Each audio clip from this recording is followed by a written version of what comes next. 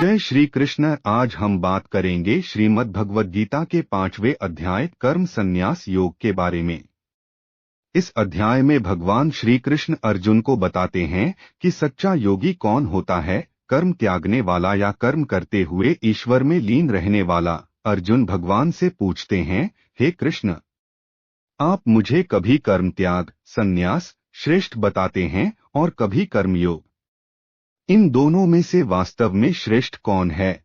भगवान श्री कृष्ण उत्तर देते हैं कि संन्यास कर्म त्याग और कर्म योग दोनों ही मोक्ष का मार्ग हैं, परंतु कर्म योग यानी निष्काम भाव से कर्म करना संन्यास से भी श्रेष्ठ है। जो ज्ञानी व्यक्ति सब प्राणियों को समान दृष्टि से देखता है, चाहे ब्राह्मण हो, गाय हो, कुत्ता हो या चांडाल, वही सच्चा ज्ञानी है।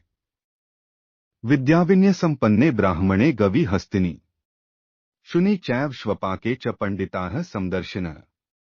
अर्थात विद्या और विनय से युक्त ब्राह्मण, गाय, हाथी, कुत्ते और चांडाल, इन सब में ज्ञानी पुरुष समान भाव देखते हैं।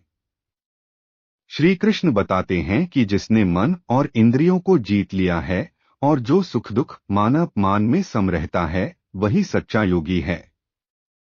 ऐसा योगी ही परम शांति को प्राप्त करता है। तो इस प्रकार 5वें अध्याय कर्म संन्यास योग में भगवान श्री कृष्ण ने अर्जुन को बताया कि कर्म का त्याग नहीं, बल्कि बिना आसक्ति के कर्म करना ही श्रेष्ठ मार्ग है। अब अगले अध्याय में हम अध्याय 6 ध्यान योग के बारे में जानेंगे, जहां भगवान श्री कृष्ण साधना और ध्यान की महिमा बताते हैं। तो जुड़े रहिए हमारे चैनल आध्यात्मिक ज्ञान के साथ। जय श्री कृष्ण।